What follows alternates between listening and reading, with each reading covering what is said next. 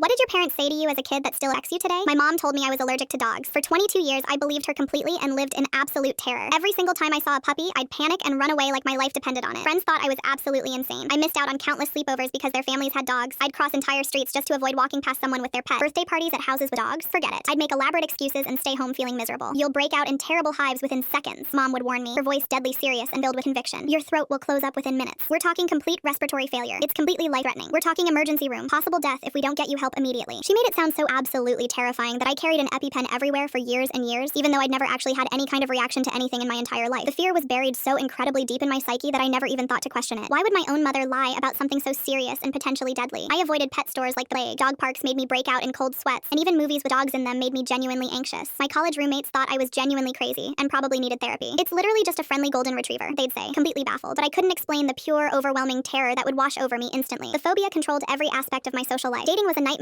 because so many people had dogs. I'd have to interrogate potential partners about pets before even meeting them. Job interviews at offices that allowed dogs? Automatic no. I even turned down my dream internship because they had an office therapy dog. Last month, my current roommate brought home this tiny stray puppy she'd found shivering behind a dumpster in the freezing rain. I completely freaked out, locked myself in my bedroom, and called Mom sobbing hysterically like a child. Just get rid of that disgusting thing immediately! She practically screamed into the phone with genuine rage. Take it to a shelter right this second! You could die! But something in her voice sounded different this time. Not concerned. Mother worried, but panicked in a way I'd never heard before. That night, I could hear the little puppy whimpering and crying pitifully outside my bedroom door. He sounded so scared, so helpless and abandoned. The poor thing was obviously sick and probably starving to death. Against every single instinct screaming in my head, I slowly cracked open my door with my heart pounding. He was absolutely tiny, maybe 8 weeks old, shaking uncontrollably and clearly severely malnourished. His little ribs were showing through his matted, dirty black fur. I couldn't just let an innocent baby animal suffer and potentially die because of my supposed deadly allergy. My hands were trembling violently as I picked him up, waiting for the hives to appear, for my throat to start swelling, for the full allergic reaction to kick in and kill me. I sat there holding him for 10 minutes, then 20, then an entire hour. Absolutely nothing happened. No symptoms whatsoever. Not even a sniffle. That's when I got really suspicious and decided to call my mom's older sister, who never sugarcoated anything. Hey, this might sound completely weird, but was I actually allergic to dogs when I was little? There was this incredibly long, uncomfortable pause on the other end of the line. I could practically hear her thinking. Oh, honey, she finally said, her voice getting really soft and sad. Your mom never told you the real story about why she hates dogs. She's absolutely terrified of them herself. Got brutally attacked by a neighbor's massive German shepherd when she was only 6 years old. Needed dozens of stitches on her face and arms. Still has scars. She's been lying about your allergy for your entire life because she couldn't psychologically handle having a dog anywhere near the house. It triggered her PTSD every single time. My entire world just collapsed in that moment. 22 years of pure paralyzing fear that controlled every decision I made. 22 years of missing out on experiences, avoiding situations, carrying medical equipment I never actually needed. All because my mother couldn't face her own childhood trauma and decided to project it onto me instead of getting proper therapy. The puppy is sleeping peacefully on my chest right now as I'm typing this story. His name is Charlie, and he's the sweetest, most gentle little soul I've ever encountered in my life. He follows me everywhere and has never shown even a hint of aggression. My mom hasn't spoken to me since I sent her a photo of us together. She completely lost it and blocked my number. Turns out the only thing I was ever truly allergic to was my mother's lies and unresolved psychological issues that she forced me to carry.